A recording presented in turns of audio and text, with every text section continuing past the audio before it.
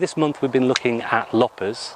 When it comes to September, October and over the winter period, you'll be looking at doing some pruning. Secateurs won't always do it for you. When you've got thicker branches, you need a decent pair of loppers. So Steve and I have got a couple to show you today. Yeah, and I've got our Best Buy. These are by Wilkinson Sword, and we like them a lot because they're lightweight, very sharp. They're a bypass sort of lopper, which is different from Tony's. They're very simple. You don't need to at the moment, but you could sharpen them quite easily yourself. Got a nice buffer there, so that if you've got big branches to do, it takes the shock away from your wrists.